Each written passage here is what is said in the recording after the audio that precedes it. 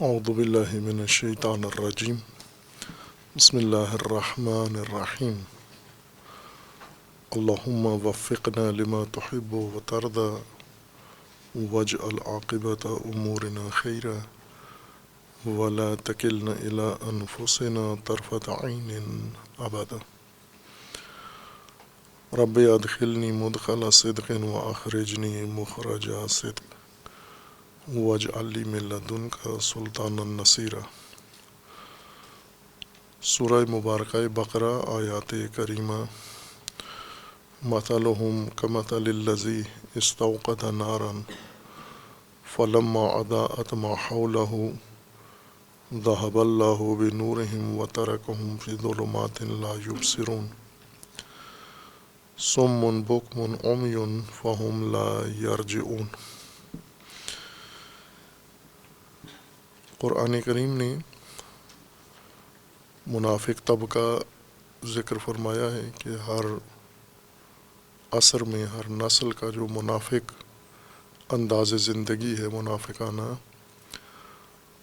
اس کے مطابق یہ گروہ اور یہ طبقہ اپنی اصل پہچان چھپا کے رکھتے ہیں اور معاشرے کے ہم رنگ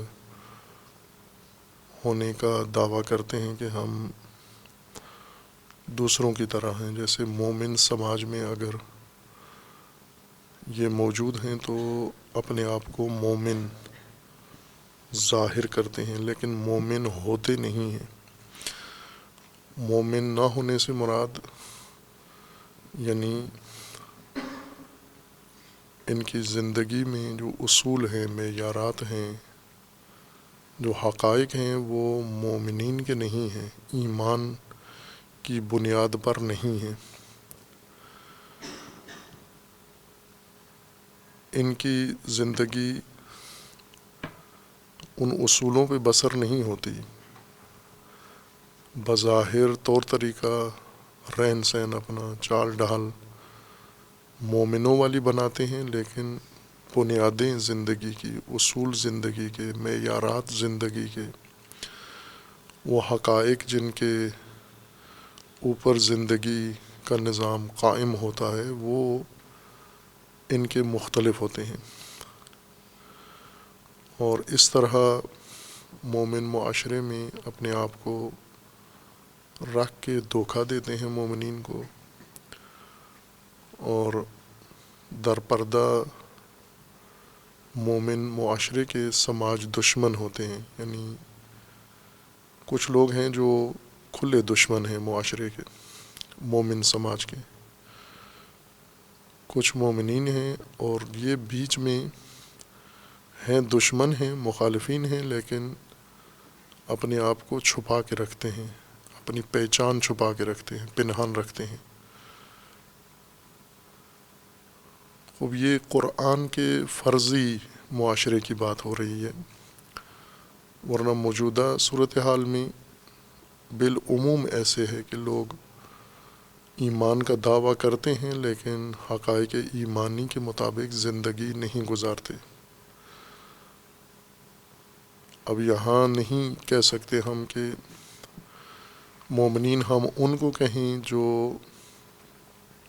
بظاہر عبادتیں کرتے ہیں اور مساجد میں آتے ہیں، لیکن جب ان کے رہن سہن میں دیکھیں تو وہاں دینی معیاروں پر ان کی زندگی نہیں ہے۔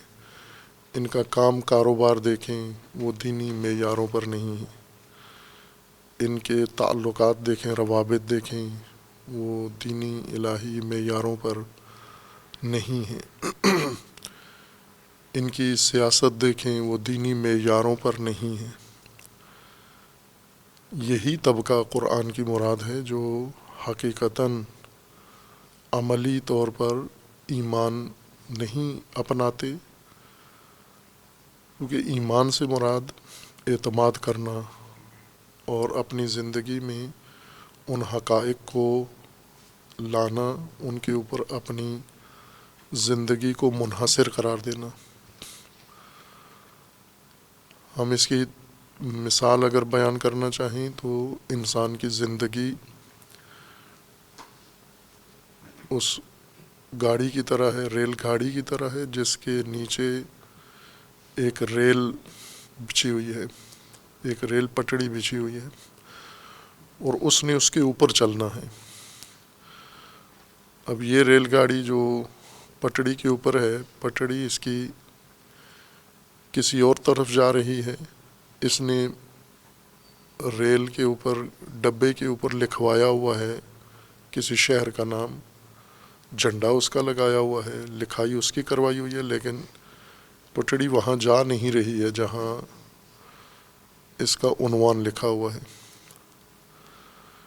انسانی زندگی کے لیے ایمان اور ایمانی حقائق اس ریل کی پٹڑی کی طرح ہیں، اور یہ موجودہ انسانی نسل اس کے اوپر چڑھنے والی گاڑی ہے۔ اب یہ پٹڑی ایمان نہیں ہے، دین نہیں ہے، عملی زندگی جس پر بسر ہو رہی ہے، گھریلو زندگی، سماجی زندگی، معاشرتی زندگی، معیشتی زندگی، سیاسی زندگی، اس میں کسی جگہ بھی ہمیں دین کی کوئی اصل نظر نہیں آتی۔ مثلا ان کے آپس کے معاملات کی بنیاد، ان کے آپس میں معاملات کے متعلق جو نزاع ہیں، اس نزاع کا تصفیہ، اس تصفیے کے اصول، اس میں کہیں بھی دین شامل نہیں ہے، لیکن مسجدوں میں آ کر دینی عبادت کر لیتے ہیں، دینی اجتماعات میں آ جاتے ہیں، دینی رسومات میں شریک ہو جاتے ہیں۔ یہی وہ لوگ ہیں جو، البتہ یہ اس وجہ سے نہیں ہے، منافق کی وہ صورت نہیں ہے کہ توجہ کے ساتھ یہ کام کر رہے ہیں، یعنی حقیقتاً ایمان کو سمجھتے ہوئے انہوں نے چھوڑا ہوا ہے اور دھوکے کے لیے اپنے آپ کو مومن بنایا ہوا ہے۔ اکثریت وہ طبقہ نہیں ہے، لا علمی کی وجہ سے، نافہمی کی وجہ سے، بے شعوری کی وجہ سے، اندھی تقلید کی وجہ سے، تلقینات کی وجہ سے، سادہ لوحی کی وجہ سے، حماقت کی وجہ سے انہیں دین کی بنیاد کا علم نہیں ہے، دین کی بنیاد اپنی زندگی کی بنیاد نہیں بنائی، یا دین کو اپنی زندگی کی بنیاد نہیں بنایا، چونکہ انہیں دین سمجھایا اس طرح سے گیا ہے کہ دین زندگی کی بنیاد نہیں ہے، بلکہ زندگی میں ایک آپ کا نجی شعبہ ہے۔ بنیاد آپ کوئی بھی اختیار کر سکتے ہیں، آپ آبائی طور طریقہ اختیار کر لیں، آپ غیر دینی طریقہ اختیار کر لیں، تقلیدی طریقہ اختیار کر لیں، رائج نظام اختیار کر لیں۔ مثلا یہ سب کلمہ پڑھتے ہیں، نمازیں پڑھتے ہیں، لیکن سیاست کی بنیاد دین نہیں ہے، حکومت کی بنیاد دین نہیں ہے، اور اس پر راسخ ہیں۔ یہ اس وجہ سے ہے کہ ان کے نزدیک دین کے پاس کوئی اجتماعی نظام ہے نہیں ہے، یا دین نے ہمیں ہدایت جو کی ہے وہ فقط اس حد تک کی ہے۔ عملاً ان کی زندگی کا نتیجتاً وہی ہے جو منافقین کی زندگی ہے۔ منافق یہ سب کچھ سمجھتے ہوئے ترک کرتا ہے دین کو، اور مفادات کی خاطر دیندار بنتا ہے اور کہلاتا ہے، لیکن یہ لوگ جو نافہمی کی وجہ سے، بے شعوری کی وجہ سے، لا علمی کی وجہ سے، جہالت کی وجہ سے، غلط تعلیم اور غلط تبلیغ کی وجہ سے عملاً ان کی زندگی منافقانہ زندگی ہو جاتی ہے۔ نتیجہ اس زندگی کا وہی ہے جو منافق کو ملے گا۔ ان کے طور طریقے یہ ہیں کہ یہ مومن نہیں ہیں، لیکن اپنے آپ کو مومن کہتے ہیں، یعنی زبانی مومن دوسرے لفظوں میں، اور عملاً نہیں مانتے، جھوٹ بولتے ہیں، دھوکہ دیتے ہیں، فساد کرتے ہیں، لیکن اپنے آپ کو مصلح سمجھتے ہیں۔ یہ عام لوگوں سے اپنے آپ کو الگ تھلگ سمجھتے ہیں، اپنے آپ کو چالاک، ہوشیار، عقل مند کہتے ہیں، لیکن ہیں یہ بیوقوف اور احمق ہیں، اور ان کے تعلقات بھی دونوں قسم کے ہیں، مومنین کے ساتھ بھی ہیں اور شیاطین کے ساتھ بھی ہیں، اور استہزاء کرتے ہیں مومنین کی۔ اس تمام باس میں اللہ تعالیٰ کا فرمانا ہے کہ یہ بے شعور ہیں، فہم نہیں ہے، لا علم ہیں اور بے شعور ہیں یہ، اور جو تباہی کا راستہ انہوں نے اختیار کیا ہے اس کا خود انہیں علم نہیں ہے۔ اب ان کی یہ تفسیر بیان کی ہے قرآن کریم نے، یعنی ان کا معاشرتی عمل، ان کا رویہ، ان کا انداز زندگی واضح طور پر تبیین کیا ہے قرآن کریم نے، ایسا بیان کیا ہے کہ جو ہمیں مصادیق میں واضح نظر آتا ہے۔ یہ حرکات و سکنات ہر نسل میں نظر آتی ہیں لوگوں کے اندر، اور اسی مطلب کو قرآن کریم نے مثال کے ذریعے بھی ذکر کیا ہے کہ یہ زندگی کیسے ہے اور اس کا انجام کیا ہوتا ہے۔ قرآن کریم میں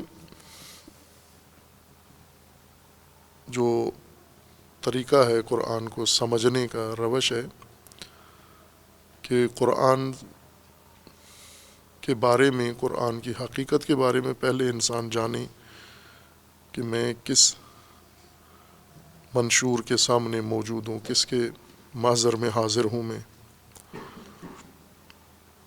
جس طرح عموماً مسلمانوں کا یہ تصور ہے کہ یہ ایک مقدس کتاب ہے، متبرک کتاب ہے، پڑھنے کا ثواب ہوتا ہے، اجر ہوتا ہے، اور اس کو بار بار پڑھتے ہیں۔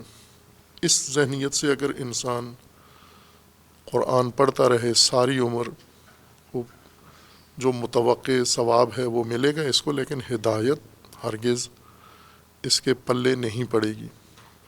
اور جسے ہم دیکھتے بھی ہیں کہ قرآن سے حشر رکھنے والے فراوان ہیں افراد، قرآن حفظ کرنے والے، قرآن حفظ کرانے والے، قرآن تفسیر کرنے والے، قرآن تفسیر سننے والے، قرآن کی طباعت کرنے والے، قرأت کرنے والے، تلاوت کرنے والے، اور مختلف طریقوں سے قرآنی فعالیت کافی ہے، لیکن ہدایت صفر ہے۔ یہ اسی ذہنیت کے ساتھ ہے کہ قرآن اللہ کی مقدس کتاب ہے، اور اس کو پڑھنے سے انسان کی زندگی میں برکت آ جاتی ہے، معنویت آ جاتی ہے، ثواب آ جاتا ہے، لیکن عملی زندگی کی رہنمائی نہیں ہے۔ مثلاً آپ کاروبار کرنا چاہتے ہیں تو قرآن پڑھ کے دکان کا افتتاح کریں، قرآن خوانی کرا لیں تاکہ دکان میں برکت آ جائے، لیکن یہ کہ یہ دکان قرآنی اصولوں پر ہو، یہ کاروبار قرآنی اصولوں پر ہو، اس کی نہیں توجہ، اس کی ضرورت نہیں ہے۔ مثلا دکان کے افتتاح پر اگر کسی کو بٹھائیں کہ قرآن کس طرح رہنمائی کرتا ہے کاروبار کی، وہ کسی نے نہیں کیا۔ حرام کاروبار ہے، ملاوٹ کا کاروبار ہے، ناجائز کاروبار ہے۔ دفتر کا افتتاح کرنا ہے، دکان کا افتتاح کرنا ہے، قرآن سے کروا دیں۔ اس ذہنیت سے انسان ہرگز قرآن سے ہدایت نہیں لے سکتا۔ دوسری چیز جو جاننا ضروری ہے کہ ہم قرآن سے جب ہدایت لینے جاتے ہیں تو قرآن کی ایک زبان ہے، ایک اسلوب ہے قرآن کا، ایک انداز ہے قرآن کا ہدایت کو پیش کرنے میں۔ چونکہ ہم علوم پہلے پڑھتے ہیں، قرآن بعد میں پڑھتے ہیں، علوم ہمیں بہت کچھ سکھا دیتے ہیں، بہت کچھ چیزیں ہمارے ذہنوں میں بٹھا دیتے ہیں، یعنی ہم علوم کے انداز بحث سے پہلے آشنا ہو جاتے ہیں۔ علوم کس طرح اپنی بات شروع کرتے ہیں، کس طرح بحث کی پرورش کرتے ہیں موضوع کی، اور کس طرح اس موضوع کو کھولتے ہیں، بیان کرتے ہیں، یہ ہم پہلے کرتے ہیں، پھر کچھ علمی آمادگی لے کر پھر قرآن کی طرف آتے ہیں ہم۔ اور جو انداز ہم نے درس میں، تدریس میں، علوم میں سیکھ لیا ہے، ہمارے ذہنوں میں آ گیا ہے، بیٹھ گیا ہے شعوری طور پر اور لا شعوری طور پر، ہم اسی کے ذریعے قرآن کو بھی پڑھنا شروع کر دیتے ہیں اور پڑھتے رہتے ہیں، لیکن اس دوران ہم بہت سارے علمی مسائل قرآن میں سمجھ جاتے ہیں۔ قرآن سے علمی مسائل نہیں لیتے، جو علمی مسائل پڑھے ہوئے ہیں وہ قرآن پر تطبیق کر لیتے ہیں۔ مثلا صرف و نحو پڑھی ہوئی ہے تو قرآن پڑھتے ہوئے صرف و نحو کو قرآن پر تطبیق کرتے ہیں، نہ کہ قرآن سے صرف و نحو لیتے ہیں ہم۔ جو صرف و نحو پہلے علوم پڑھ چکے ہیں وہ قرآن پر تطبیق کرتے ہیں ہم۔ اسی طرح جو ہم نے پہلے پڑھا ہوا ہے قرآن پڑھتے ہوئے، وہ سارے قواعد، وہ سارے اصول، ضوابط، یا جیسے تجوید قراءت کے انداز ہیں، مخارج کہ عربی حرف، عربی ادائیگی، عربی لہجہ کیسے ہوتا ہے، یہ ہم سیکھ لیتے ہیں۔ سیکھ کے پھر جب قرآن پڑھنے آتے ہیں تو اسی عربی انداز سے ہم حروف کی ادائیگی کرتے ہیں، اور عربی قواعد کے مطابق جو سیکھے ہوئے ہیں قرآن سے پہلے، قرآن پڑھتے ہوئے ان کو ہم ملحوظ رکھتے ہیں۔ یہ سب کچھ آداب یا علوم ہیں جو ہم قرآن سے پہلے پڑھ کے پھر قرآن پر ان کو فٹ کرتے ہیں، تطبیق کرتے ہیں۔ یہ بھی قرآن سے کچھ لیتے نہیں ہیں۔ آپ جتنا ادب سے قرآن پڑھیں، آپ نے جو سیکھا ہے، تربیت لی ہے، وہ اس آداب کو قرآن کے اوپر منطبق کر رہے ہیں۔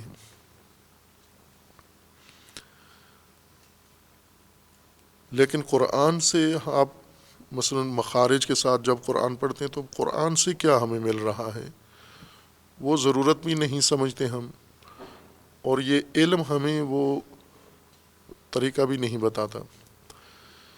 اسی طرح ہم پھر آگے علوم میں جاتے ہیں، دینی علوم خصوصاً جب پڑھتے ہیں، اصول پڑھتے ہیں، فقہ پڑھتے ہیں، منطق پڑھتے ہیں، فلسفہ پڑھتے ہیں، یہ رائج علوم پڑھتے ہیں۔ ہر ایک کا، یا حدیث کو قرآن سے بھی پہلے پڑھ لیتے ہیں۔ ہر علم کا ایک انداز ہے، وہ انداز لے کر ہم قرآن میں جب آتے ہیں تو وہی انداز سارے قرآن کے اوپر عملی کر دیتے ہیں، یعنی اسی انداز سے ہم قرآن سمجھتے ہیں۔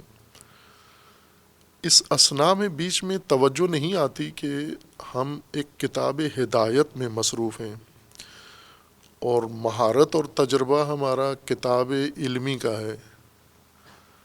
ہم نے جو سیکھا ہے پڑھنا پڑھانا وہ علوم میں سیکھا ہے، اب ہدایت سے سروکار ہے ہمارا۔ یعنی پہلے جو ہمارے کتب تھیں، اصول تھے، معلمین تھے، وہ علوم محض خالص علمی مسائل تھے۔ وہ اب ہم خالص ہدایت کے منشور کے سامنے آئے ہیں۔ تو کیا خالص علمی اسلوب اور خالص ہدایت یہ یکساں ہیں؟ ایک سے ہم مہارت حاصل کر کے دوسرے سے استفادہ کر سکتے ہیں ہم، یا ہدایت کے لیے ہمیں علیحدہ ایک تمہید کی ضرورت ہے، ایک آمادگی کی ضرورت ہے، اور ظاہر ہے وہ کام نہیں کرتے ہم۔ پہلے جو ضروری ہے قرآن کے متعلق، یعنی ایک ہدایت کی کتاب کو سمجھنے کے لیے جس انداز کی ضرورت ہے، وہ انداز ہمیں نہ پہلے کہیں تعلیم دیا جاتا ہے، اور نہ ہی قرآن پڑھتے ہوئے اس کے دوران توجہ آتی ہے ہماری۔ لہٰذا ہم اس کی مثال یوں لے سکتے ہیں کہ جیسے ہم عام طور پر غیر عربی لوگ، اجمی، پاکستانی، ہندی، ان کا ایک تلفظ کا اپنا انداز ہے، ایک لہجہ ہے، ایک جغرافیے کے اندر لہجہ، حروف کی ادائیگی، ہر علاقے کا ایک اپنا خاص انداز ہے الفاظ اور حروف کی ادائیگی کا۔ مثلا الفاظ کی ادائیگی میں ایک حصہ ہونٹ ہے اور زبان ہے، اور بہت ساری اقوام ایسی ہیں جو تمام حروف اسی حصے سے ادا کرتے ہیں، ہونٹوں سے اور زبان سے، یعنی زبان کی نوک سے اور ہونٹوں سے ادا کرتے ہیں۔ باقی منہ کا پچھلا حصہ وہ حروف کی ادائیگی میں استعمال نہیں کرتے، جیسے چائنیز ہیں، کورین ہیں، جاپانی ہیں، یہ جو ملتے جلتے آپس میں اقوام ہیں، ان کی اصوات صوتی لہجہ ان کا وہ بہت آسان ہے، چونکہ اس میں منہ کے اندر تالو اور زبان کے اندر جو فضا ہے یہ نہیں استعمال ہوتی، یہ فقط اگلے نوک سے، دانتوں سے اور زبان سے اور ہونٹوں سے بولتے ہیں، یعنی آواز اور صوت یہاں تولید کرتے ہیں آ کر۔ لیکن ہندی، پاکستانی، پنجابی، ایرانی یہ تھوڑا سا منہ کا پچھلا حصہ بھی استعمال کرتے ہیں، تھوڑا سا، لیکن حلق ہرگز استعمال نہیں کرتے، حلق نہیں کرتے بالکل، یعنی ان کے اپنے مقامی لہجے میں حلق ان کی زبان کا حصہ ہی نہیں ہے، یعنی کوئی لفظ، کوئی تلفظ، کوئی حرف ایسا نہیں ہے جو حلق سے ادا ہوتا ہو، یہ صرف عربی لہجہ ہے۔ اب ہم پہلے یہاں لہجہ سیکھ لیتے ہیں، ظاہر ہے بچپن میں پیدا ہوتے ہیں گھر میں، جو گھر والے بولتے ہیں جس لہجے میں ادائیگی جو ان کی ہے ہم تقلیداً سیکھ لیتے ہیں، پھر بڑے ہو کے وہ لہجہ پختہ ہو جاتا ہے، پھر اسی لہجے کے ساتھ قرآن بھی پڑھتے ہیں، اسی لہجے کے ساتھ ہم عربی بھی پڑھتے ہیں، اور دیگر زبانیں بھی ایسے ہیں، جیسے پاکستانیوں کو شوق انگلش بولنے کا ہے لیکن لہجہ اپنا ہندی ہے، وہ جو انگلش مخارج ہیں، ادائیگی ہے، وہ نہیں کرتے، لہجہ ان کا اپنا ہے، حروف ان کے ہیں لیکن ادائیگی ان کی اپنی ہے۔ یہ ایک علم سمجھ لیں ہم، ادائیگی ایک علم ہے جو ہم نے سیکھا ہے، اور اسی سے ہم سارے تلفظات کرتے ہیں، عربی بھی اسی لہجے میں بولتے ہیں، قرآن بھی اسی لہجے میں پڑھتے ہیں، باقی زبانیں بھی اسی لہجے میں بولتے ہیں، لیکن جن لوگوں کا اپنا لہجہ ہے وہ اس طرح سے ہرگز نہیں بولتے۔ ہمیں کافی، مثلا ایک پاکستانی کو عربی لہجہ اختیار کرنے کے لیے سال ہا سال تمرین، مشق کی ضرورت ہوتی ہے۔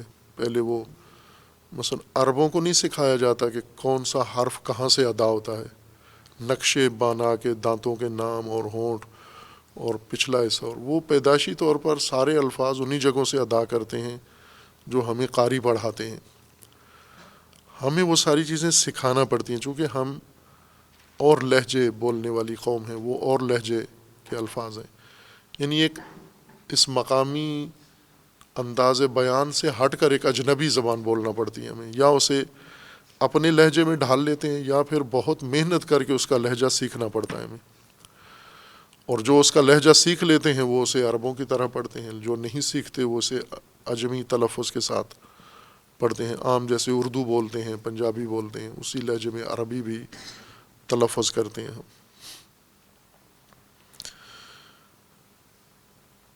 جس طرح قرآن کی حروف کی ادائیگی کے لیے ایک آمادگی کی ضرورت ہے تاکہ قرآنی یا عربی لہجے میں اور عربی مخرج میں اور عربی صوت میں انسان قرآن پڑھے، تو اس کو مقامی لہجہ کافی نہیں ہے۔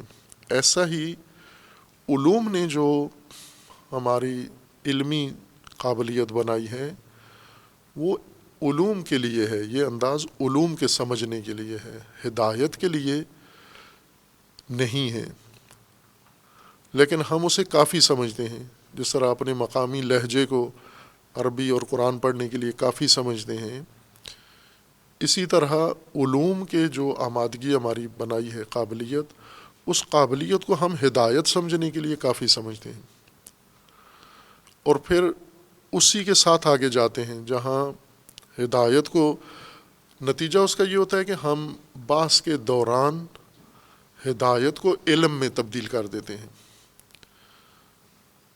مثلا ہم تفاسیر اگر دیکھیں تو قرآن کا انداز لہجہ ہدایت ہے، تفاسیر کا لہجہ علم ہے، وہ علمی انداز ہے ان کا۔ ہدایت کے اسلوب کو انہوں نے قرآن سے نہیں لیا اور اپنی علمی اسلوب کے قالب میں ہدایت کو ڈال دیا، اب وہ قرآن بھی ہمیں علمی کتاب نظر آتی ہے۔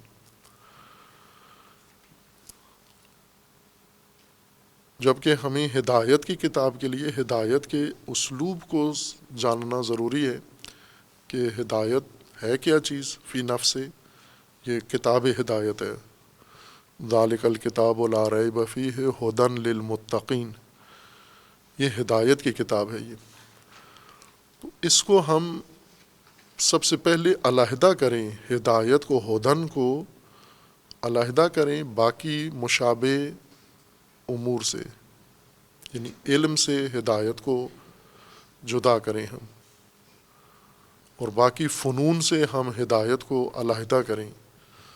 پھر ہدایت کا اسلوب جدا سمجھیں ہم، ہدایت کا اسلوب کیا ہے، ہدایت کی منطق کیا ہے، کس روش کے تحت انسان ہدایت پیش کرتا ہے یا ہدایت سمجھتا ہے.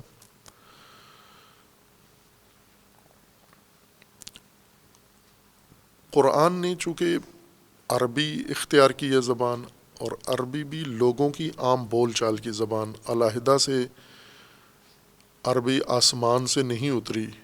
جو عربی زمین پہ تھی، جس عربی میں لوگ آپس میں مکالمہ کرتے تھے، بات چیت کرتے تھے، اسی عربی میں قرآن نے اپنے مفاہیم بیان کیے ہیں، مطالب بیان کیے ہیں. معانی قرآن کے ہیں اور الفاظ رائج عربی ہے، اور اس رائج عربی میں لوگ جس طریقے سے ایک دوسرے کی مراد سمجھتے سمجھاتے ہیں، جس طرح اپنا مدعا بیان کرتے ہیں، جس طرح اپنا مافِ ضمیر بیان کرتے ہیں، قرآن نے وہی رائج طریقہ اختیار کیا. چونکہ یہ ہدایت انسانوں کے لیے ہے، انسان کی فہم کو مد نظر رکھ کر یہ اسلوب قرآن نے ہدایت کا اپنایا ہے. جو تأثر ہمیں ملتا ہے کہ قرآن عام انسان کے لیے ناقابل فہم ہے، خوب یہی بنیادی خطا ہے.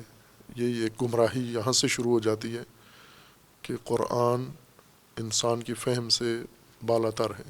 پھر نازل کس لیے ہوا ہے، انسان کے لیے کیوں آیا ہے؟ انسان کے لیے آیا ہے، اور انسان کی فہم کے مطابق اس کو بنایا گیا ہے، اور انسان کی فہم کے ضوابط کے ساتھ اس کو اتارا گیا ہے. یعنی وہ جو فہم کے اسلوب ہیں انسان کے، ان کو ملحوظ رکھا گیا ہے. ایسی چیز جو انسان کے لیے قابل فہم نہ ہو، قابل عمل نہ ہو، قابل اجرا نہ ہو، وہ نہیں قرآن میں. چونکہ ہدایت کے خلاف ہے. ہدایت کے لیے ضروری ہے کہ سب کچھ انسان کے لیے میسر ہو، انسان کے لیے ممکن ہو، اور عام انسان کے لیے، ہر انسان کے لیے. چونکہ ہدن للناس ہے. ایسی باتیں جو صرف علماء سمجھیں، حکماء سمجھیں، فلاسفہ سمجھیں، عام انسان نہ سمجھ سکے، وہ ہدایت نہیں ہے، وہ علم ہے. علم ایسے ہوتا ہے، علم کی گہرائیاں، علم کی پیچیدگیاں، علم کی باریکیاں، یہ خاص خاص لوگ سمجھتے ہیں. لیکن ہدایت سب کے لیے ہوتی ہے. قانون سب کے لیے ہوتا ہے. قانون اتنا پیچیدہ نہ ہو کہ جس کے لیے قانون ہے اسے سمجھ میں ہی نہ آئے کہ کہنا کیا چاہتے ہیں، میں کیا کروں، اس کی سمجھ سے ہی ماورا ہو. یہ قانون کی زبان ایسے ہرگز نہیں ہوتی. چونکہ ہدایت انسان ہے، اور وہ بھی جامع ہدایت ہے، ہمہ جانبہ ہدایت ہے. ہدایت کا زیادہ حصہ معرفت کی بنیاد پر ہے. ہدایت معرفت وسیع ہے، لیکن ہدایت انسان کی ساری، قرآن کی ہدایت انسان کے لیے وہ مرکوز ہے انسان کی اس زمینی دنیاوی زندگی کے اوپر. چونکہ یہی ہدایت کا یہی میدان ہے. اس کے بعد ختم ہو جاتا ہے. جب یہ زندگی تکمیل ہو جاتی ہے، ختم ہو جاتی ہے، ہدایت بھی یہیں پہ ختم ہو جاتی ہے. پھر آگے جو زندگی ہے وہ اس ہدایت کا محصول لے کر آگے جاتا ہے انسان. ہدایت اسی حد تک ہے، اسی زمینی مادی زندگی کے لیے ہدایت ہے، اور اسی مادی زندگی کے متعلقہ شعبوں کے بارے میں ہدایت ہے. ایک تو یہ کہ یہ ہدایت ہے، علم نہیں ہے. ہدایت ہے انسان کے لیے، اور انسان کی اس زمینی موجودہ زندگی کے لیے ہے. یہ مادی زندگی کے لیے ہدایت ہے انسان کی. اور معرفت وسیع ہے، قرآن معرفت بھی پیش کرتا ہے، وہ مادیت کے اندر منحصر نہیں ہے، وہ معنوی معرفت بھی ہے، اخروی معرفت بھی ہے، غیبی معرفت بھی ہے. لیکن ہدایت جو رہنمائی ہے جس سے انسان نے زندگی گزارنی ہے، وہ جیسی زندگی ہے ویسی ہدایت ہے انسان کی. اب زندگی دنیاوی ہو، ہدایت کسی اور اسلوب کی ہو تو اس دنیا میں کام نہیں آتی. یہاں دنیاوی زندگی میں انسان کو پیدا ہونا ہے، پرورش پانی ہے، رہن سہن اختیار کرنا ہے، کھانا کھانا ہے، لباس پہننا ہے، گھر بنانا ہے، کسب و کار کرنا ہے. خوب یہی زندگی گزار رہا ہے انسان، تو اسی کے بارے میں ہدایت بھی چاہیے ہمیں.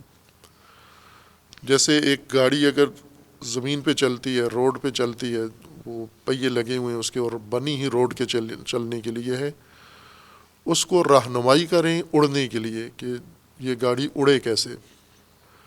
وہ اڑنے والی ہے نہیں ہے، زمین پہ چلتی ہے. تو جب زمین پہ چلنے والی ہے تو روڈ کی ہدایت دیں اس کو اڑان کے قواعد نہ سمجھائیں کہ اڑان کیسے ہوتی ہے، پرواز کیسے ہوتی ہے، چونکہ یہ پرواز والی چیز نہیں ہے، یہ زمین پہ چلنے والی چیز ہے. جہاز کو اگر ہدایت دینی ہے، جہاز چلانے والے کو، اسے پرواز کی ہدایت دیں. جو زمین پہ جس نے چلنا ہے اس کو زمین پہ چلنے کی رہنمائی کریں آپ. تو انسان کو زمین پہ رہنے کی ہدایت چاہیے، چونکہ اس نے یہاں زمین کے اوپر زندگی گزارنی ہے. اور وہ ہدایت اور اس کا اسلوب وہ ہو جو انسان میں معمول ہو، یعنی انسان کے تجربے میں ہو، اور انسان کے لیے اس میں اجنبیت نہ ہو، ایک نئی چیز نہ انسان سے کروائی جائے. جو کر سکتا ہے اور کر رہا ہے اسی کے ذریعے سے انسان کی صرف جہت ٹھیک کی جائے، ہدایت اس کی جائے، رہنمائی کی جائے. اس میں قرآن کریم نے ہر چیز کو ملحوظ رکھا ہے، جس میں اہم ترین ایک چیز ہے قرآن کی زبان. یہی ایک تو عربی زبان ہے، وہ عربی کو انتخاب کیا ہے قرآن نے، چونکہ اللہ کی حکمت کے مطابق اس کو عرب خطے میں نازل ہونا تھا، اور عرب فصیح ترین زبان ہے عربی دنیا کی. اس سے زیادہ فصیح زبان انسان نہیں بنا سکا اور نہیں بول سکا. عربی سے زیادہ فصیح زبان، وسعت ہو جس کے اندر. زبانیں ویسے بھی ملا رومی کے بقول کے زبانیں معانی کے لیے ہوتی ہیں، اور معانی کی وسعت ویسے بھی الفاظ میں نہیں آ سکتی، الفاظ کسی بھی زبان کے ہوں. معانی وسیع تر ہوتے ہیں اور الفاظ تنگ ہوتے ہیں، لیکن اس کے باوجود یہ اللہ تعالیٰ نے صلاحیت انسان کو دی ہے کہ انہی الفاظ کے ذریعے سے انسان وسیع معانی کو تک پہنچ جاتا ہے. الفاظ رہنمائی کرتے ہیں، الفاظ انسان کی مدد کرتے ہیں معانی تک پہنچنے میں، اور پہنچ جاتا ہے انسان. لیکن ان میں تساوی و ترادف نہیں ہے کہ جتنی وسعت الفاظ میں ہے اتنی ہی معانی میں ہے. اور دوسرا یہ کہ انسان جب ان الفاظ کے ذریعے سے معانی تک پہنچتا ہے تو الفاظ مختلف زبانوں میں، مختلف زبانیں بن گئی ہیں انسان کی اپنی بنائی ہوئی ہیں. ان میں ابھی تک جو زبان شناسوں کے بقول سب سے فصیح عربی ہی ہے. معانی عربی سے زیادہ وسیع ہیں، باقی زبانیں ان کا دامن تنگ ہے بہت، لیکن عربی کا وسیع ہے. لہٰذا زبانوں میں اگر دیکھیں تو جتنی وضاحت و فصاحت سے عربی میں معانی بیان کیے جا سکتے ہیں، اتنی گنجائش دوسری زبانوں میں نہیں ہے.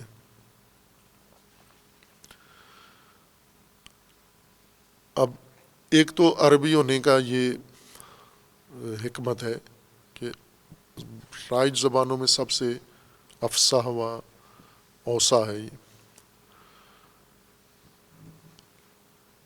دوسرا یہ کہ یہ پھر عربی مبین ہے. یہ خود دلیل ہے اس بات پر کہ عربی کئی طرح کی ہے. عربی مبین ہے اور عربی غیر مبین ہے، یعنی عربی مبہم، عربی مجمل. جس طرح سے ہے مثلا عربی جو مخلوط ہے، عربی مغلوط ہے، عربی مبہم ہے، جیسے ہر دوسری زبان ہے۔ مثلا ہم اردو کو ہی دیکھ لیں تو اردو دو طرح کی اردو ہے، فصیح اردو اور بول چال کی اردو، اور اس اردو میں کتنی مخلوط چیزیں آ گئی ہیں۔ اردو میں غیر اردو سے زیادہ اضافہ ہو گیا ہے۔ عربی بھی اسی طرح سے ہے، اس میں جو مبین عربی ہے، واضح عربی ہے، جس کے ذریعے سے تبیین آسان ہے انسان کے لیے، وہ عربی انتخاب کی گئی ہے۔ اور اس عربی کے علاوہ ایک اور بھی اسلوب ہے بیان کا، وہ اسلوب کسی بھی زبان میں رائج ہو سکتا ہے۔ ہم اردو میں اگر دیکھیں یا دیگر زبانوں میں دیکھیں، بعض ادیب ہیں، کتاب لکھتے ہیں، یا طالب علم ہیں، یا اساتید ہیں، تعلیم دیتے ہیں، اردو بولتے ہیں، اور اس اردو میں جن الفاظ کو استعمال کرتے ہیں وہ الفاظ معانی کے لیے مختص ہیں، اور مختص لفظ ہی اس کے لیے استعمال کرتے ہیں۔ جیسے کلاس میں بیٹھے ہوئے بچے ہیں، 10 بچے ہیں، ان کے 10 نام ہیں، تو ہر بچے کا الگ الگ نام لیتے ہیں۔ اس کا نام محمد ہے، اس کا نام علی ہے، اس کا حسن ہے، اس کا حسین ہے۔ ہر بچے کو اس کے نام سے پکارتا ہے۔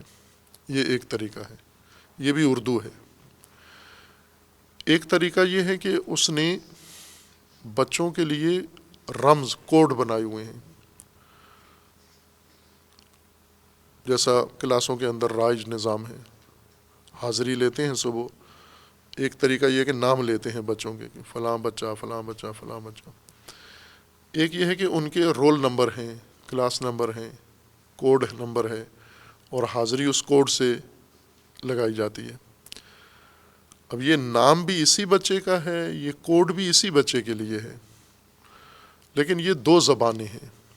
ایک زبان میں صریح لفظ ہے جو نام اس کے لیے مختص مقرر کیا گیا ہے، اور دوسرا بھی جو زبان ہے وہ رمزی زبان اس کو کہتے ہیں، کوڈ کی زبان ہے، وہ بھی اسی معنی کی ادائیگی کے لیے ہے۔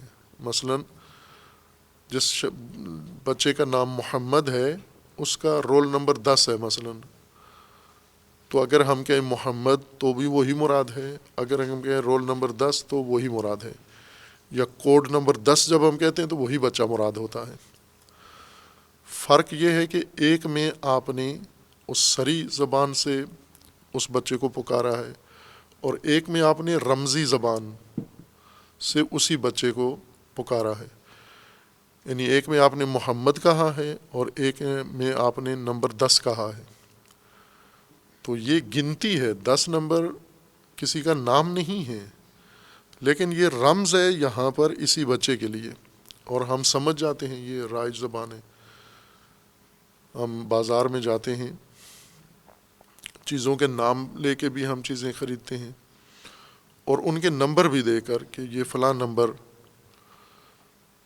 چیز ہمیں دے دیں۔ مثلا جوتوں کی دکان پہ آپ جاتے ہیں تو آپ نمبر بتا کر جوتا خریدتے ہیں، جبکہ ہر ایک کا ایک نام بھی ہے، لیکن وہاں پر نمبر زیادہ چلتے ہیں، نمبروں کے ذریعے سے اعداد بیان کر کے آپ انتخاب کرتے ہیں۔ خوب، عدد بھی اسی چیز کا نام ہے، اور جو اس کے اوپر نام لکھا ہوا ہے یا دیا گیا ہے اس کو، وہ بھی اسی چیز کا نام ہے، لیکن آپ 2 طرح سے اس کو انتخاب کرتے ہیں۔ آپ کتابیں لیتے ہیں، اس کتاب کا نام ہے، یہ کتاب کا نام ہے، اور کتاب کا کوڈ ہے، رمز ہے۔ آپ رمز بتائیں تو بھی یہی کوڈ کتاب مراد ہے، اور اگر کتاب کا نام بتائیں تو بھی یہی کتاب مراد ہے۔ یہ ایک ہر زبان کا رائج طریقہ ہے کہ اس کو 2 طریقوں سے آپ اس کے اندر مطالب کو بیان کر سکتے ہیں، معانی کو بیان کر سکتے ہیں۔ رائج عام معمول معیشت کی دنیا میں یہی زبان چلتی ہے، سیاست کی دنیا میں یہی زبان چلتی ہے، اور دین کی زبان میں چلتی ہے، معاشرتی معاشی زبان میں. حتیٰ دیہاتی لوگ جن کو ہم کہیں کہ پڑھے لکھے نہیں ہیں، وہ بھی یہ دونوں زبانیں استعمال کرتے ہیں. کبھی وہ کسی رمز کے ذریعے ایک مطلب بیان کرتے ہیں، کبھی وہ نام لے لیتے ہیں اس چیز کا جو اس کے لیے مختص ہے اور مخصوص ہے.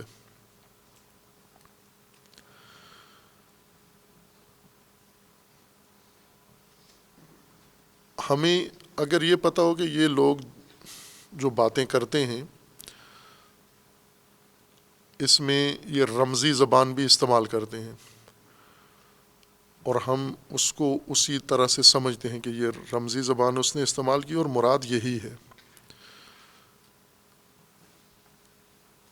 جیسے ہم جانتے ہیں، نہ بھی پڑھے ہوئے ہوں تو بھی جانتے ہیں یہ باتیں ہم، کہ کچھ الفاظ ہیں جن معانی کے لیے استعمال ہوتے ہیں انہیں ہم حقیقت کہتے ہیں، یہ حقیقی معانی ہیں ان کے. اور کچھ الفاظ ہم معانی کے لیے استعمال کرتے ہیں اور کہتے ہیں یہ مجازی معانی ہے، مجاز ہے یہ. اور ہمیں پتہ ہے کہ گفتگو کرنے والے دونوں طرح کی باتیں کرتے ہیں. الفاظ کے ذریعے کبھی حقیقی معانی بیان کرتے ہیں اور کبھی مجازی معانی بیان کرتے ہیں. یہ بھی ہمیں علم ہے، اس لیے ہمیں کسی کی بات سمجھتے ہوئے پریشانی نہیں ہوتی. جب وہ بیان کر رہا ہوتا ہے تو اس نے وہ الفاظ جو حقیقت کے لیے استعمال کیے ہم ان کا حقیقی معنی سمجھتے ہیں، وہ الفاظ جو اس نے مجازن استعمال کیے ہیں ہم ان کا مجازی معنی ہی سمجھتے ہیں. یہ عام ایک سالم فطرت والا انسان کبھی بھی یہ غلطی نہیں کرتا کہ کسی نے مجازی لفظ استعمال کیا ہو اور اس نے اسے حقیقت سمجھا ہو. چونکہ زبان شناس ہے، زبان دان ہے، اسے پتہ ہے کہ ہماری زبان میں دونوں طرح کا اسلوب ہے. الفاظ ہیں جو حقیقی معنی کے لیے استعمال ہوتے ہیں اور الفاظ مجازی معانی کے لیے بھی استعمال ہوتے ہیں. مثلاً ہم تشبیہات کثرت سے اپنی زبان میں، رائج زبان میں بھی دیتے ہیں. جس کے پاس علم زیادہ ہو، مثلا ہم کہتے ہیں یہ ایک سمندر ہے، علم کا ایک سمندر ہے یہ.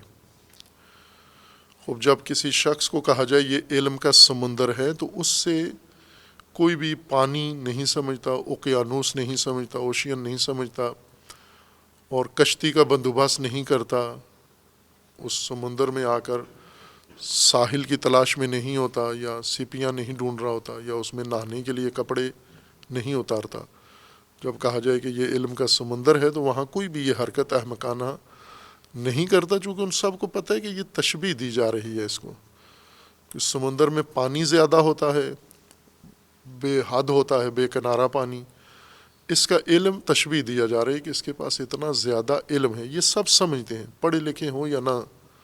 ان پڑھ کو بھی کہیں کہ یہ فلاں آدمی علم کا ایک سمندر ہے، یا مثلا ہم کہتے ہیں کہ یہ فلاں آدمی ہے، یہ شجاعت کا پہاڑ ہے یہ. تو جب اس کو پہاڑ کہتے ہیں تو پھر انسان پہاڑی تیاری نہیں کرتا، اسے پتہ ہوتا ہے انسان ہی ہے لیکن اتنے مضبوط ارادے والا ہے، عزم والا ہے، شجاعت ہے، بہادری ہے اس کے اندر، استقامت اس کی پہاڑ جیسی ہے، تشبیہ ہے اس کے اندر. یا عام بول چال میں لوگ ان پڑھ پڑھے لکھے سارے یہ زبان استعمال کرتے ہیں کہ یہ تو طوطے کی طرح بولتا ہے. تو اس کا مطلب یہ نہیں کہ جانور ہے یہ. یا آئے دیہاتی بھی اور شہری سب استعمال کرتے ہیں، دلیر لوگوں کو کہتے ہیں شیر ہے، شیر کا بچہ ہے، شیر ہے یہ. تو یہاں کوئی بھی جانور نہیں سمجھتا اس سے مراد. یہ مجازی معانی رائج ہیں، زبان کا حصہ ہے.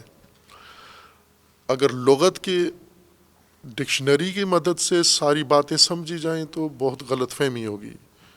جو لوگ استقامت کے پہاڑ ہیں پھر آپ انہیں کہیں گے یہ کس سلسلہ جبال کا حصہ ہے، یہ کس ملک کے کس حصے کے پہاڑ ہیں. اگر کہیں یہ شیر ہے تو کس جنگل کا شیر ہے یہ.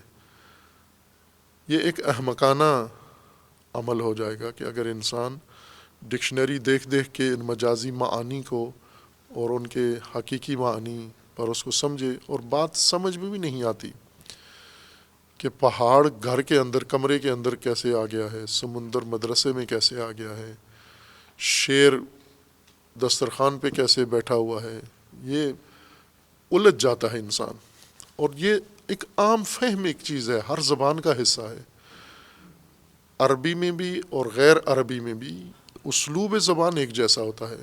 یعنی ایک زبان کا طریقہ یہ ہے کہ آپ اس میں حقیقی معانی الفاظ کے لیے بیان کریں، ایک ہے مجازی، یعنی الفاظ کے حقیقی معنی کچھ اور ہوں، آپ گفتگو میں ان الفاظ سے معانی کچھ اور مراد لیں آپ۔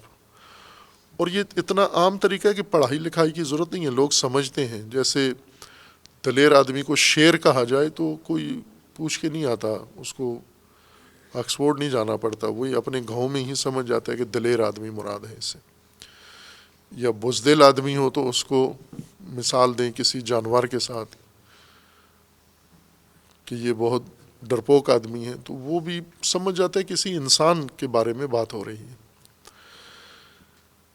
خوب یہی زبان قرآن کریم نے اختیار کی ہے، جس زبان میں لوگ افہام تفہیم کرتے ہیں، تفہیم و تفاہم کرتے ہیں، وہی قرآن نے اسلوب اختیار کیا ہے، نہ کہ لوگوں کا معمول کا بول چال کا اور انداز ہے اور قرآن نے ایک الگ اسلوب اپنا لیا ہے۔ اسی لوگوں کے رائج نظام کے مطابق ہے بات، اور اس رواج میں لوگوں کی بول چال میں ایک عام چیز بلکہ زیادہ آسان چیز لوگوں کے لیے وہ صریح زبان سے زیادہ آسان ہے مثال کی زبان۔ چونکہ ہم اگر الفاظ بیان کریں اور معانی الفاظ کے ذریعے سے سمجھائیں، یہ کچھ لوگ صلاحیت رکھتے ہیں کہ الفاظ کی مدد سے سیدھے معانی تک چلے جائیں۔ شاید ہی کوئی ہو جس کے اندر یہ صلاحیت ہو، یہ ملکہ ہو اس آدمی کے اندر۔ مثلا جب ہم کتاب، لفظ کتاب کہیں تو معنی کتاب اس کے ذہن میں آئے، یہ کاغذ اور یہ جلد بندی یہ نہ آئے، نہ اردو کی کتاب آئے، نہ انگلش کی کتاب آئے، نہ لائبریری والی کتاب آئے، یہ مصداق میں سے کچھ بھی ذہن میں نہ آئے، صرف معنی کتاب کا آئے۔ ایسا کوئی فرد نہیں ہے، سب اس درجے میں، یعنی معانی کے ادراک کے لیے ابھی ان کا شعور، اتنی عقل پختہ ہی نہیں ہے کہ الفاظ سے سیدھے معانی میں چلے جائیں۔ یہ جو جن کو ہم معانی کہتے ہیں یہ مصادیق ہیں سارے۔ مثلا ہم قلم کہیں اور یہ جو ہمارے پاس ہے لکھنے والا آلہ، یہ نہ آئے ذہن میں، چونکہ یہ تو معنی نہیں ہے، یہ مصداق ہے۔ معنی تو بہت کم ذہن ہے، یعنی بہت ہی علمی لحاظ سے جس نے ارتقا کیا ہو، ادراک جس کا بہت بڑھ گیا ہو، وہ یہ کام کر سکتا ہے کہ الفاظ سے سیدھا معانی تک چلا جائے، پھر معانی سے مصادیق کی طرف آئے۔ ہم الفاظ سن کے سیدھا مصداق میں چلے جاتے ہیں، اب معنی کیا ہے معنی سمجھنے میں پھنس جاتے ہیں، چونکہ ہم مصداق کا تو پتہ چل گیا کہ یہ ہے مصداق اس معنی کا، اس کا معنی کیا ہے وہ نہیں معلوم، معنی سمجھنے میں دقت ہوتی ہے۔ چونکہ ہمارا جو ادراک ہے عام لوگوں کا، یعنی صلاحیت فہم کی، ادراک کی، سمجھنے کی، اس کا ایک مرحلہ ہے حسی مرحلہ، ایک مرحلہ اس کا ہے عقلی مرحلہ۔ حسی ادراک یعنی حواس کے ذریعے سے حقائق کو سمجھنا، یہ سب کے لیے ممکن ہے، یعنی جس فہم میں حواس شامل ہوں وہ سب سے آسان مطلب ہوتا ہے انسان کے لیے۔ اور اگر حواس کی دخالت کے بغیر ہم ایک مطلب سمجھانا چاہیں، اس کے لیے بہت اعلیٰ ادراک کی ضرورت ہے۔ عام آدمی معانی کو بغیر مصادیق کے، اور وہ بھی محسوس اور حسی مصادیق کے بغیر نہیں سمجھ سکتا۔ اور یہ بھی لوگوں کے اندر اسی وجہ سے رواج ہے کہ آپ اگر کوئی عقلی بات ہے، معنوی بات ہے، علمی بات ہے، اس کو آپ سمجھانا چاہتے ہیں عام آدمی کو، اس کو محسوس کا لباس پہنائیں، حسی لباس پہنائیں اس کو، اور حسی لباس پہن کر اس کو آپ آسانی سے اس شخص تک پہنچا سکتے ہیں، کیونکہ یہ حواس سے آگے صلاحیت نہیں رکھتا کسی چیز کے سمجھنے کی۔ جیسے ایک چھوٹا بچہ ہے جو کھلونے فقط سمجھتا ہے، ابھی اس بچے کو آپ کچھ حقائق بتانا چاہتے ہیں تو ان حقائق کو سے آپ کھلونوں کی شکل میں بتائیں گے۔ مثلاً ایک تعلیمی اسلوب ہے جو رائج ہے تو سب کا تجربہ ہے، لیکن بعضوں کے نام منسوب ہو جاتا ہے۔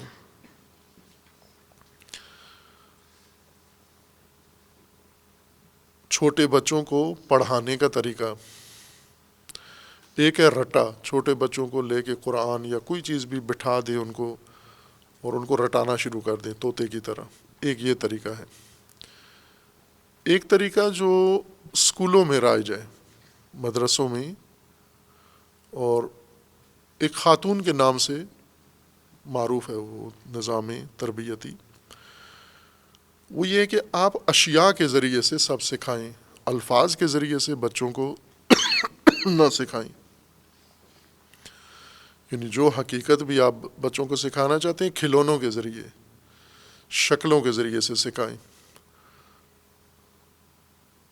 مثلا آپ کوئی جانور سکھانا چاہتے ہیں تو ہمارا جو کتابیں ہیں وہ یہ ہیں کہ الف انار بے بکری، ہم الف اور اس لفظ سے سکھانا چاہتے ہیں۔ اس میں کچھ نے زیادہ اضافہ کر کے ساتھ تصویر بھی انار کی بنا دی ہے۔ لیکن یہ جو طریقہ ہے، اسلوب جدید طریقہ اور مؤثر طریقہ، وہ یہ ہے کہ نہ آپ خود انار بچے کو دے دیں اور کہیں یہ انار ہے۔ ایک ہے الف انار لفظی طور پر، فقط نہ انار کی تصویر ہے نہ خود انار ہے، استاد ہے اور بچہ ہے، الف ہے اور تلفظ ہے۔ یہ بچہ اس لفظ سے، الف سے انار سیکھنے میں بڑا وقت لگا دے گا، رٹ تو لے گا لیکن اسے کبھی پتہ نہیں ہوگا۔ مثلا انار سامنے آ جائے تو اسے نہیں پتا کہ یہ انار ہے، اور الف بھی سامنے آ جائے اسے نہیں پتا یہ الف ہے، لیکن اس کے ذہن میں رٹا ہوا ہے الف جب بھی آئے تو انار بھی ساتھ ہی آتا ہے۔ لیکن آیا انار یہ ہے؟ نہیں، وہ کسی چیز کو بھی انار کہہ سکتا ہے، ممکن ہے اونٹ کو کہے یہ انار ہے، چونکہ آپ نے دکھایا تو نہیں اس کو۔ ایک طریقہ یہ کہ آپ اس کو وہ شکل دکھائیں۔ آپ کیوں بچہ شکلوں کے ذریعے آسانی سے سمجھتا ہے؟ اس کی وجہ اس کا بچہ ہونا ہے، چونکہ عقل نہیں ہے اس کے اندر، عقل ابھی پیدا نہیں ہوئی، عقلی باتیں اس کے پلے نہیں پڑتی، عقل اس کے اندر حافظہ ہے، لہذا رٹا لگاتے ہیں آپ، اور اس کے اندر آنکھیں ہیں، مشاہدہ ہے، حافظے سے بھی زیادہ تیز اس کی آنکھیں ہیں، تو جو چیز آپ اس کو سکھانا چاہتے ہیں وہ اس کے لیے قابل دید بنا دیں، آنکھوں کے سامنے لے آئیں، وہ چیز بچہ آسانی سے سیکھ جائے گا۔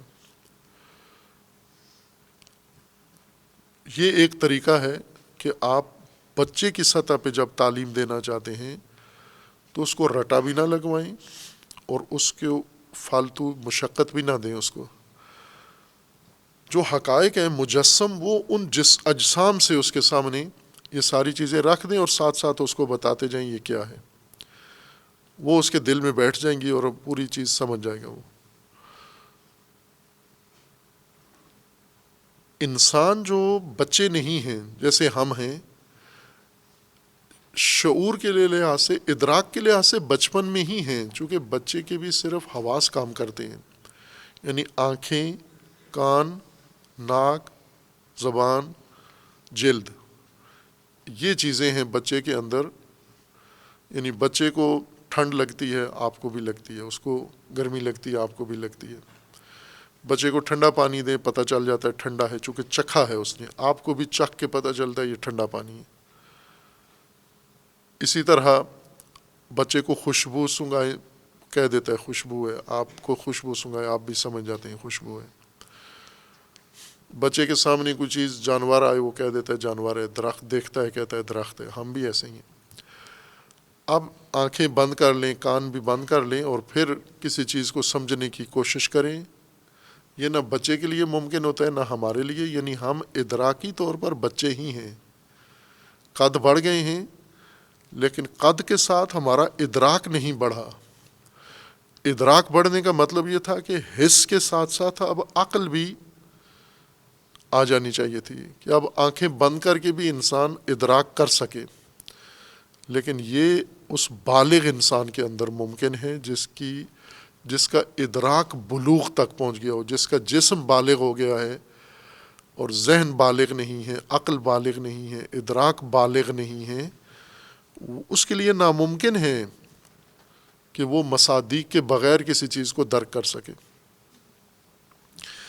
اب ہدایت تو سب کے لیے ہے، وہ جو عقل جن میں آ گئی ہے اور جن میں نہیں آئی، ہدایت ان سب کے لیے ہے۔ جب سب کے لیے ہدایت ہے تو ہمیں ان سب کو ان کی کیفیت، یعنی بچوں کو بھی یہ ہدایت چاہیے، بڑوں کو بھی یہ ہدایت چاہیے، بالغوں کو بھی چاہیے، نابالغوں کو بھی چاہیے۔ یہاں مراد جسمانی نابالغ نہیں ہے، ذہنی نابالغ ہیں۔ ذہنی نابالغ یعنی جو صرف حس کے ذریعے کسی چیز کو درک کر سکتے ہیں۔ تو ہدایت کو ان کے لیے مجسم بنانا یہ ہدایت کا اسلوب ہے۔ علم میں یہ کام ضروری نہیں ہے، علم اگر سکھا رہے ہیں تو بے شک مجسم نہ بنائیں، لیکن جدید تعلیمی نظام نے یہ کیا ہے کہ علم کو بھی مجسم بنا دیا ہے انہوں نے، خصوصاً جو جدید ٹیکنالوجی آئی ہے اس نے بہت ساری چیزوں کو مجسم کر دیا ہے۔ جیسے آپ دیکھتے ہیں کہ ہر چیز جو گرافک کی زبان میں، 3D کی زبان میں، پاور پوائنٹ کی زبان میں، یعنی وہ ساری چیزیں مجسم ہو کر انسان کے سامنے آئیں، پھر آسانی سے سمجھ جاتا ہے۔ لیکن جب تک وہ مجسم نہ ہو، جسمانی اس کی شکل نہ بنائے، تو نابالغ کے پلے کوئی چیز نہیں پڑتی ہے۔ بالغ سمجھ جاتا ہے بغیر مجسم کیے، نابالغ نہیں سمجھتا۔ اس لیے اس کو محسوس شکل دیں تاکہ یہ مطلب اس کے ذہن میں بیٹھ جائے۔ اور یہ ہر زبان میں انسان خود کرتا ہے یہ کام، مثلا پڑھے لکھے بھی یہ کام کرتے ہیں، ان پڑھ بھی یہ کام کرتے ہیں، اردو زبان والے بھی کرتے ہیں، پنجابی زبان والے بھی کرتے ہیں، بلتی گلگتی بھی کرتے ہیں، پشتون سندھی بھی کرتے ہیں، اور عرب فارس بھی کرتے ہیں، انگریز بھی کرتے ہیں، جرمن فرانس بھی کرتے ہیں۔ سارے زبانوں کا قانون ایک ہے، یعنی زبانوں کے اندر کسی بھی زبان کے الفاظ ہوں، لیکن آپ کے مخاطبین دو طرح کے ہیں، یا فقط حسی ادراک رکھتے ہیں یا حسی ادراک سے آگے عقلی ادراک بھی رکھتے ہیں۔ تو اگر عقلی ادراک ہے تو آپ ان کو حقائق کو مجسم کیے بغیر بھی سمجھا سکتے ہیں، اگر عقلی ادراک نہیں ہے تو آپ کو ان کو صرف مجسم کرنا پڑے گا حقائق کو۔ یہی کام قرآن نے بھی کیا ہے، چونکہ ہدایت سب کے لیے ہے، اور یہ معلوم ہے کہ اکثر اسی حسی مرحلے میں ہیں، عقلی مرحلہ ان کے اندر نہیں ہے۔ لہٰذا قرآن نے جب آیات ذکر کی ہیں، نشانیاں، تو کہا ہے کہ یہ آیات ہیں لقوم یعقلون، لأولی الالباب، یعنی یہ نابالغوں کے لیے ناقابل فہم ہے۔ تو پھر نابالغوں کا کیا بنے گا؟ اولو الالباب تو سمجھ جائیں گے، قوم یعقلون تو سمجھ جائیں گے، عقل ہے ان کے اندر، فہم ہے ان کے اندر، ادراک ہے ان کے اندر، لب ہے، اولو الالباب ہیں، صاحبان خرد ہیں۔ دوسرے کیا کریں گے جن کے اندر صرف حواس ہیں؟ تو ان کے لیے ہمیں یہ حقائق مجسم محسوس لباس میں پیش کرنے ہیں۔ اس غیر محسوس حقیقت کو یا عقلی معنی کو محسوس انداز میں پیش کرنا، یہ رائج اسلوب ہے لوگوں کا بھی اور قرآن کا بھی، اور اس کو کہتے ہیں تمثیل۔ یہ زبان تمثیل ہے، عربی میں بھی ہے، فارسی میں بھی ہے، انگریزی میں بھی ہے، اردو میں بھی ہے، پنجابی میں بھی ہے، جتنی زبانیں ہم جانتے ہیں اور ہم نہیں جانتے، ہزاروں زبانیں ہیں زمین پر، ان سب کے اندر یہ اسلوب رائج ہے تمثیل کا، یعنی آپ ایک غیر محسوس چیز کو، بات کو، معنوی بات کو محسوس انداز میں پیش کریں تاکہ اہل حس سمجھ جائیں. اہل عقل تو نہیں ہے، اولو الالباب تو نہیں ہے سارے، کچھ لوگ اولو الالباب ہیں، کچھ کو محسوس تمثیلیں نہیں چاہیے، مثالیں نہیں چاہیے. زیادہ تر کو فہم کے لیے مثالیں ہی چاہیے ہوتی ہیں. مثال اسی کو کہتے ہیں، عربی زبان میں مثال کہتے ہیں وہ کھڑی کی ہوئی چیز جو کسی دوسری چیز کے بتانے کے لیے کھڑی کی جائے. ہر چیز جو قائم کی جائے، مثل یا مثل، جس طرح ائمہ لغت نے ذکر کیا، یہ نصب کرنا، کسی چیز کو قائم کرنا، کھڑا کرنا. مختلف چیزیں مختلف مقاصد کے لیے قائم کی جاتی ہیں، کھڑی کی جاتی ہیں. جیسے ستون قائم کیا ہے تاکہ اس کے اوپر چھت ڈالیں ہم. ستون اس لیے نہیں قائم کیا کہ اس کے ذریعے سے کسی دوسری چیز کی وضاحت کریں ہم. وہ چیز جو آپ نے کھڑی کی ہے لیکن اس سے کچھ اور چیز آپ سمجھانا چاہتے ہیں، سامنے اس کو رکھا ہے آپ نے، اور اس کو رکھ کر کسی اور چیز کی طرف آپ رہنمائی کرنا چاہتے ہیں. اس منسوب شے کو مثل کہتے ہیں یا مثل کہتے ہیں. اور یہ کام قرآن نے کثرت سے کیا ہے، تمثیل. پھر ایک بات جو اس متاخر زمانے میں زیادہ اس کے اوپر فکر ہوئی ہے، بحث ہوئی ہے، اور اس میں بھی وہ اس کا کہہ سکتے ہیں کارنامہ مسلمانوں سے پہلے مسیحی علماء کو جاتا ہے. مسیحی علماء میں ایک زمانے تک ان کی حالت مسلمانوں جیسی تھی جیسے آج ہماری ہے، لکیر کے فقیر.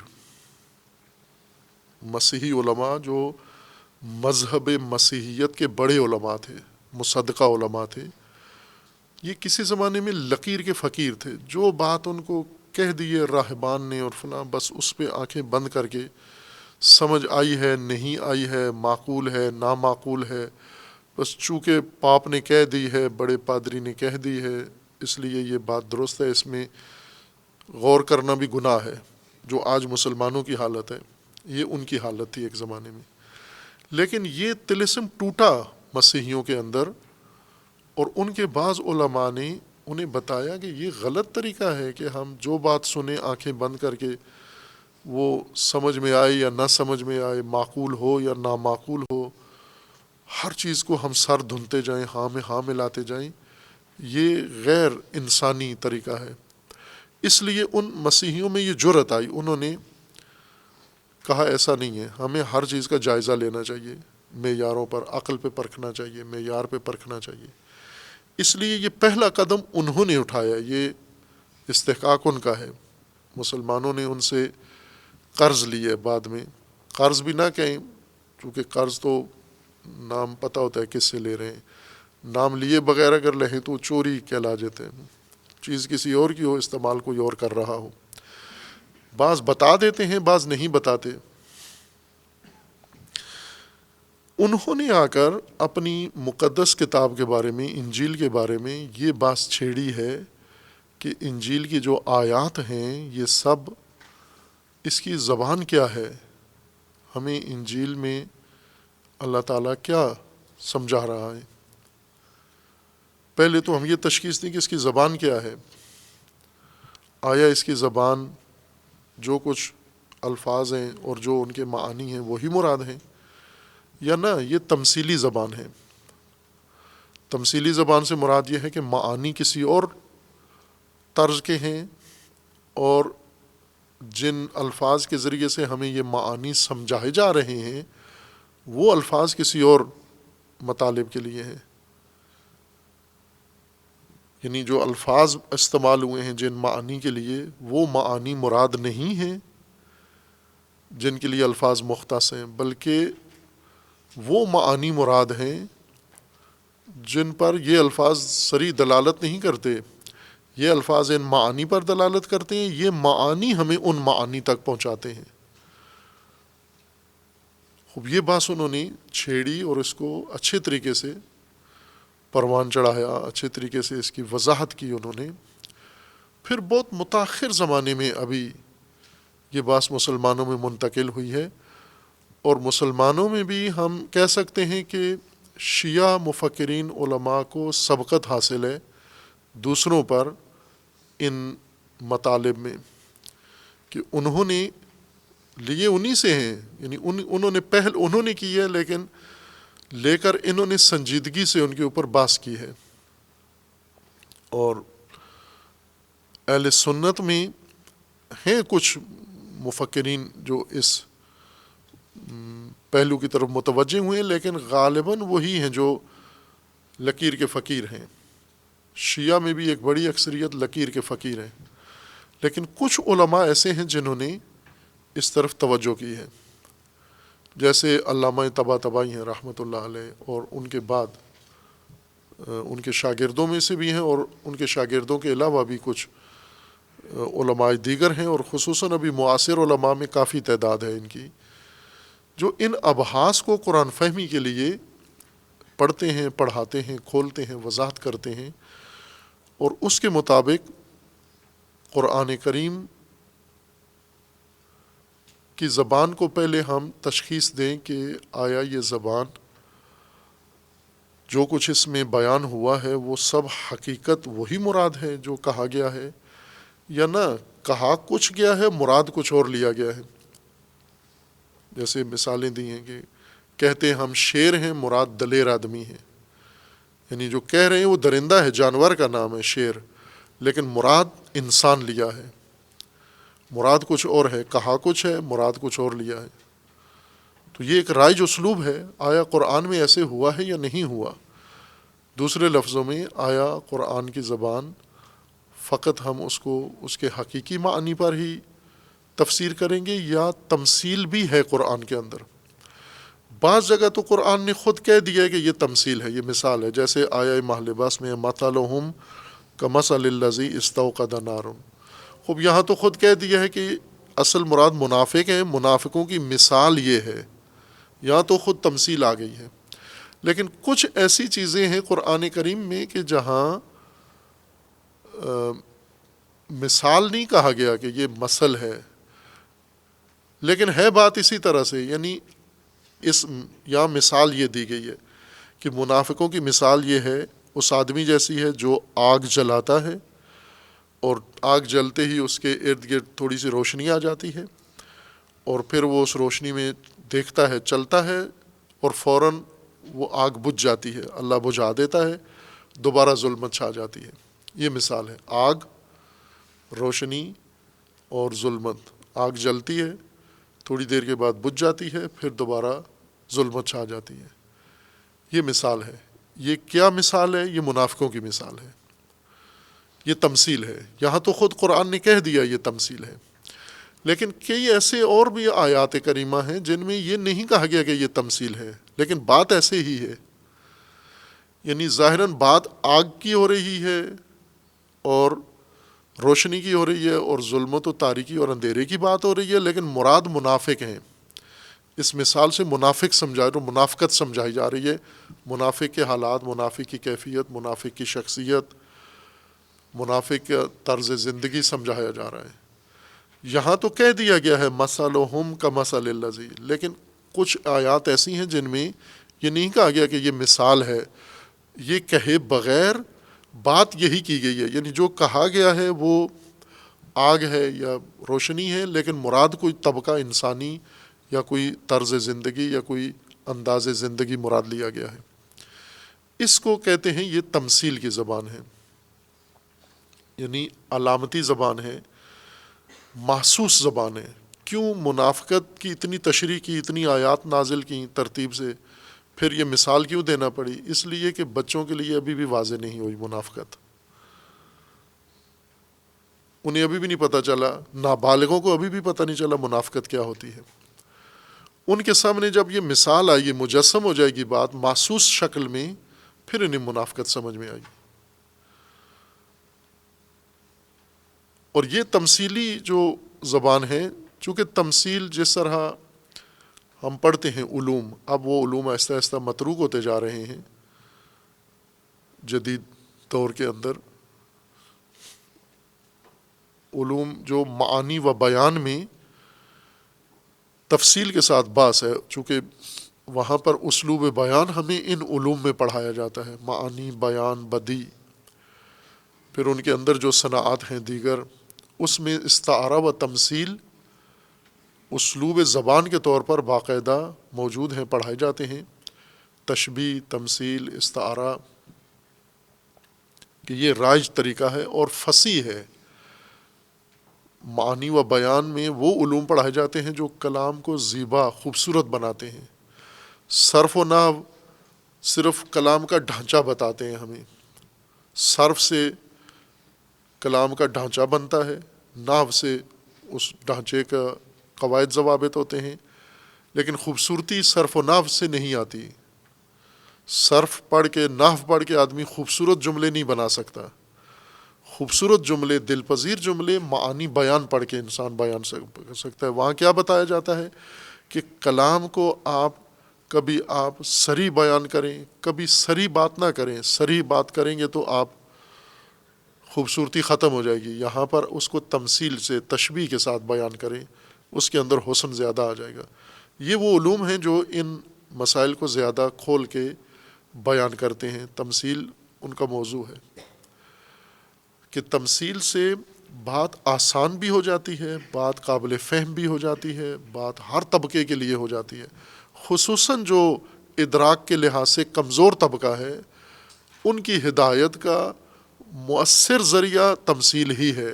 انہیں مثال کے ذریعے بات سمجھائیں آپ. لیکن جہاں مثال کہا ہے وہاں تو ہے ہی ہے مثال، لیکن آیا دیگر موارد جہاں پر قرآن نے بہت سارے حقائق بیان کیے ہیں لیکن یہ نہیں کہا یہ مثال ہے، تو کیا وہ مثالیں ہیں یا نہیں؟